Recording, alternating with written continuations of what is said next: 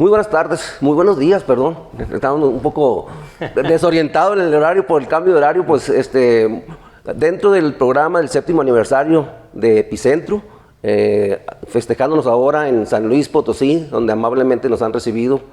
Tengo el gran orgullo y el gran placer de saludar y poder compartir algunas ideas, algunas opiniones con nuestro gran amigo, el doctor Raimundo Padilla Lozoya, quien amablemente nos va a dar una conferencia el día de mañana, pero queremos aprovechar este momento para que nos platique de qué se va a tratar, un pequeño adelanto de lo que nos va a platicar mañana, y que el tema sería de la teoría a la práctica en la gestión integral de riesgo de desastres. Estimado Raimundo, pues como siempre, un placer saludarte, ¿verdad? Que es un gusto enorme saludarte siempre. Igualmente, amigo. Lo decía ayer en un pequeño mensaje por Facebook, eres, creo, de los referentes a nivel Latinoamérica en la parte social, no exclusivamente en la parte social, pero creo que en esas más te has enfocado y de muy buena manera nos has ilustrado en algunas pláticas anteriores sobre cómo la parte humana de la persona, la parte más sensible de las personas, contribuye en lo bueno o en lo malo en la gestión de riesgo de desastres. No sé si nos quieras platicar un poquito, y bienvenido a San Luis.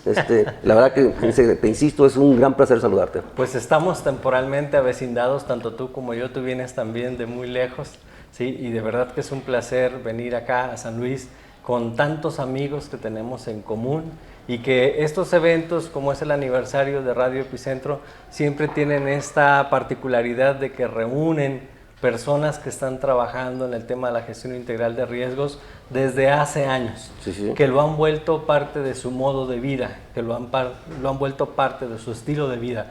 No son personas improvisadas que de repente ven un tema interesante y se acercan a ver, que también hay algunos, y es válido, curiosos que se acercan y que de repente se interesan sobre estos temas y le dan continuidad por un tiempo, ¿no? Pero en este caso, en estos congresos que realiza Radio Epicentro en compañía con otros socios como el Colegio Mexicano de Profesionales en Gestión Integral de Riesgos de Desastres o el propio Centro Nacional de Desastres, el CENAPRED, pues tienen esta particularidad de que nos atraen a muchos porque tenemos esta posibilidad de platicar sobre lo que se está haciendo y cómo podemos fortalecer esas redes de trabajo entre las distintas asociaciones, consultorías e instituciones en los 3 niveles de gobierno en los cuales participamos de distintas maneras. Oye, Raimundo, fíjate que mañana pues vas a tener, yo creo que también grandes compañeros, Alonso Brenner, Gustavo Vilches, como parte de la mesa en la cual vas a trabajar.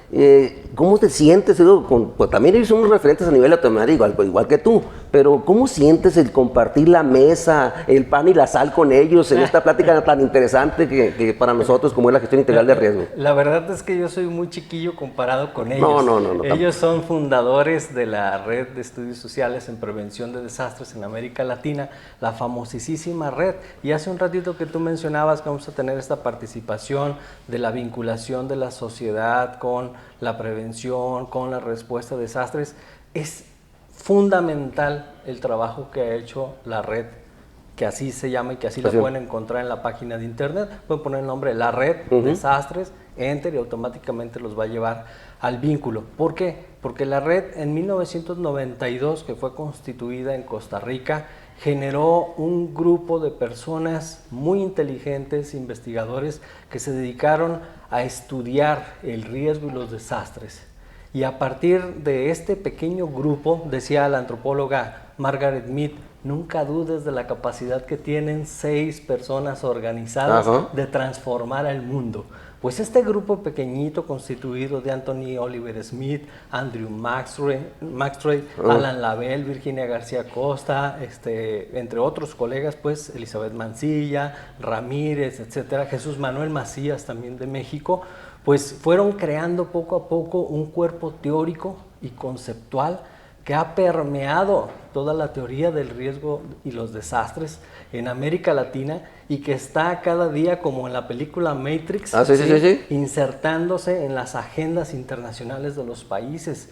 con reconocimientos importantísimos. Bueno, Alan Lavelle, que también nos va a acompañar a distancia. Sí, va a pasar vía Zoom, así es. Él recibió el reconocimiento del premio Sasakawa, ¿sí? Que es el máximo galardón que entrega la ONU por la labor en materia de gestión de riesgos de desastre. Y así otros colegas como Alan Lavelle, Andrew Maxroy también, o el propio Gustavo Wilches-Chaus han recibido reconocimientos internacionales muy importantes por esa labor. Entonces nosotros digamos, somos hijitos de ellos, ¿sí? Okay. En el caso de Virginia García Costa, yo siempre he dicho que ella es mi mamá intelectual y que todo lo que yo sé, ella fue la que me aportó esa información, me acercó a esos referentes, me dijo, mira, esta es la red, hemos producido estos libros, léelos y te vas a dar cuenta de un enfoque distinto de acercarse a la comprensión del riesgo y los desastres. Es el denominado por Kenneth Hewitt como el enfoque alternativo de la vulnerabilidad. O sea, el entender que la vulnerabilidad es un componente principalmente social, ¿sí? Más que asociados directamente a la naturaleza o a elementos físicos, ¿no? Entonces, una comprensión más social de cuáles son las condicionantes del riesgo, cuáles son esos factores que hacen que la vulnerabilidad sea una condición sistémica en algunas sociedades, ¿sí? Y que a pesar de que se hacen muchísimos trabajos para reducir la vulnerabilidad, pues si tienes factores determinantes como pueden ser la pobreza, la mala administración de los recursos, la corrupción, ¿sí? La desertificación, problemas ecológicos, pues todo eso es parte de un todo y todo eso afecta las condiciones en que vive la sociedad, de tal manera que cuando se presenta una amenaza importante, pues se ven muy afectados. Entonces, por eso es muy complejo reducir, cuando dice uno, vamos a reducir la vulnerabilidad, dices, ¿a qué te refieres? ¿A cuál de ellas, no? ¿A cuál de todos los elementos constitutivos de la vulnerabilidad? Porque es un complejo, es un concepto complejo. Ahora, la parte social, yo creo que nos ayuda a entender de mejor manera lo que se ha dicho o lo que se pregona, que los desastres son socialmente construidos. De esa manera, entonces, tu aportación en este sentido, pues yo creo que nos ha abierto los ojos de una manera muy, muy puntual para que nosotros nos adentremos a comprender ese concepto.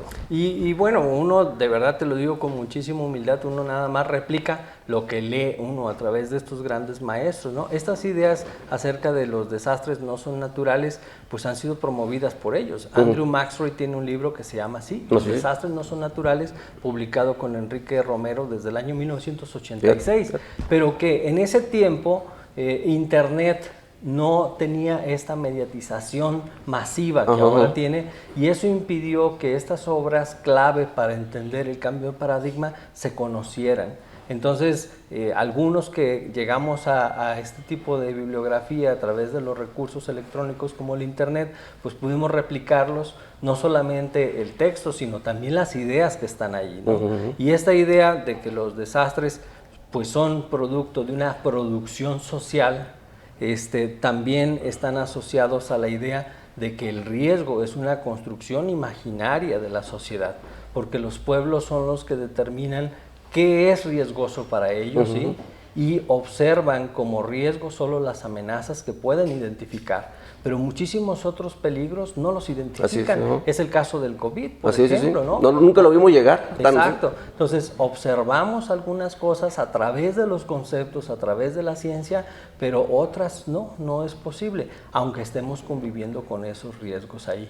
Entonces, la idea esta de los desastres no son naturales, ahora incluso es parte de una iniciativa internacional que se promueve en Inglaterra, que es muy conocido, pues porque la plataforma que tienen estos cuates de transmitir ese mensaje, pues es mayor que la que podamos tener nosotros, pero es una idea realmente que ya tiene varias décadas y que hay que seguirla promoviendo para que la gente entienda así que el fenómeno natural no es el causante per se del desastre, sino que sobre todo lo más importante son los elementos sociales constitutivos del riesgo que mal manejado se convierte en un desastre. Acabas de mencionar, doctor, una palabra importante, la manera de comunicar. Y otro de los grandes aportes tuyos es precisamente la comunicación del riesgo, la comunicación social del riesgo. ¿Qué nos puedes platicar al respecto? Porque sé que también eres muy pasional en ese tema. Lo que pasa es que cada uno de nosotros que se va relacionando o especializando en un tema particular, vemos siempre nuestro tema transversal sí, a sí, todas sí, las sí, áreas. sí. Entonces, a mí, yo soy de formación periodista, estudié letras y periodismo, luego la maestría en historia y el doctorado en antropología, pero desde el periodismo la comunicación de la emergencia, la comunicación de la crisis, la comunicación del riesgo, el periodismo del riesgo, el periodismo de desastres, tienen connotaciones diferentes. Son etapas distintas, son enfoques diferentes, tienen una metodología particular, tienen una técnica particular, tienen un discurso específico cada uno de ellos. Sin embargo, para una persona que no le sabe mucho esto, dice, pues es cualquier cosa. Comunicar el riesgo es todo, ¿no? Sí. Sin embargo, todo esto tiene matices y requiere de una atención particular para cada una de las etapas. Y en particular el tema de la comunicación del riesgo para tu servidor es fundamental, como una herramienta fundamental para la reducción del riesgo. Si tú comunicas de manera clara qué es el peligro más importante que tiene una sociedad, esta sociedad va a generar una percepción particular sobre ese peligro y va a generar acciones específicas para reducir el riesgo asociado a ese peligro. Y entonces, pues no se va a requerir tener tantos funcionarios o tantos elementos de protección civil para que vayan a capacitar a esta comunidad, porque la propia comunidad se va a volver autogestora del riesgo una vez que lo tengan identificado. Pero para identificarlo requieren de un mensaje claro, de entender perfectamente cuál es el peligro, cuál es el riesgo, cuál es la vulnerabilidad y cómo se puede reducir ese riesgo existente a través de metodologías, de técnicas específicas que son parte de la gestión integral del riesgo de desastre. Doctor, para cerrar esta interesantísima plática, pues ya sé que no tenemos, el tiempo es algo finito, no es algo que no tenemos. Una recomendación dentro de tu punto de vista que le daríamos, porque seguramente nos va a ver algún periodista por ahí, seguramente, yo no tengo la menor duda que nos van a ver los periodistas. ¿Qué le recomendarías a un periodista de un periódico, valga la redundancia o valga la comparación, un periódico local de aquí de San Luis Potosí? ¿Qué le recomendarías que estudiara o que se preparara para poder ayudar a la población de San Luis a conocer precisamente lo que estás mencionando? ¿Cuáles son sus peligros? ¿Qué tendría que hacer para mejorar ese proceso de comunicación? Bueno, los periodistas aprendemos en la academia que tenemos que saber de muchos temas, de muchas cosas, sobre todo de lo que se presenta con ciertos impactos a la cotidianidad y la transforma con determinada frecuencia. Es el caso de los desastres. Hay sociedades, en particular el caso de San Luis Potosí, hay sociedades que sufren de inundaciones, de sequías, de la presencia de huracanes, de la presencia de sismos.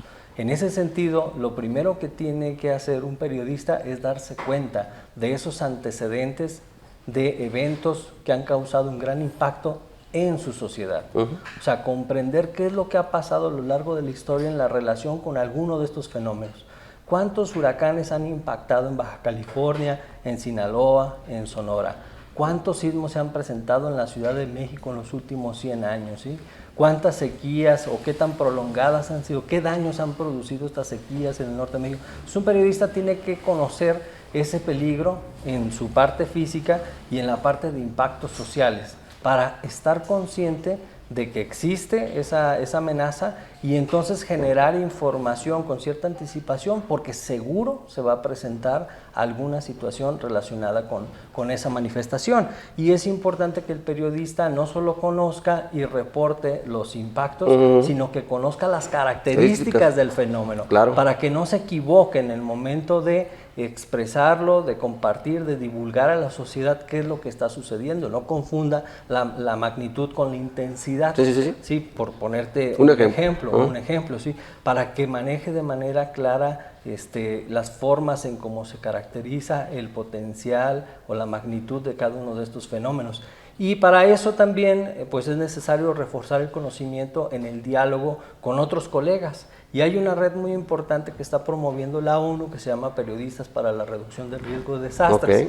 Y también el CENAPRED, el Centro Nacional de Prevención de Desastres, ahora en esa administración que ha sido extraordinaria a través de nuestro amigo el ingeniero Enrique Guevara. Un gusto saludarlo, señor Enrique. Enviamos nos va a ver seguramente. Donde quiera que se encuentre.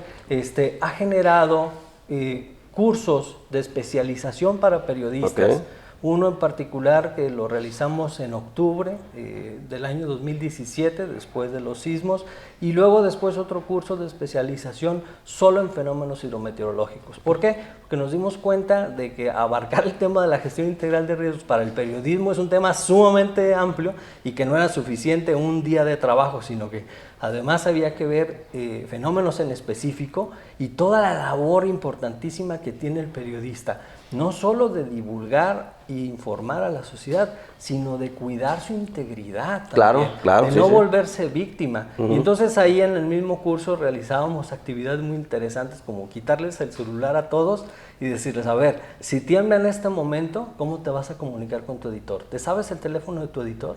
¿De tu coordinador de edición? Y nadie se lo sabía, sí, claro. ¿no? A ver, debes Nos traer al menos acostumbramos. una libretita donde tengas anotado todos esos números de contacto, ¿no? Para una emergencia.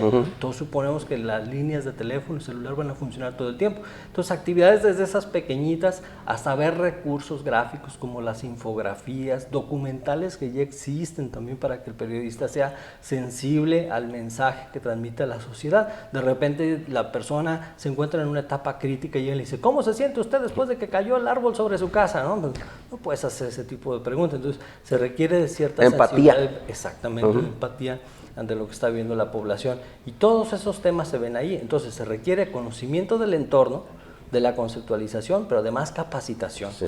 Yo creo que los periodistas que atienden emergencias, como son los accidentes y cualquier otro tipo de situaciones, y sobre todo los periodistas que tienen el interés por enfocar sus investigaciones hacia la prevención y la gestión de riesgos de desastres, yo creo que también deberían de contar con cierta certificación.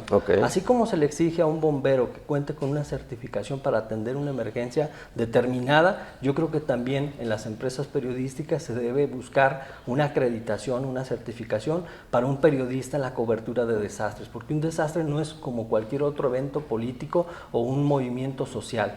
Requiere una dinámica y tiene una lógica diferente y un cuidado especial para prevenir afectación a quienes realizan la labor importantísima de la divulgación para toda la sociedad.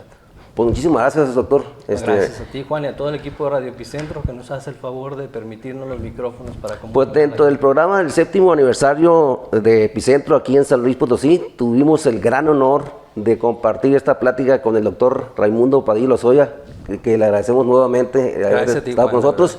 Un placer de nuevo y nos vemos pronto. Un saludo a todos. Hasta luego. Gracias.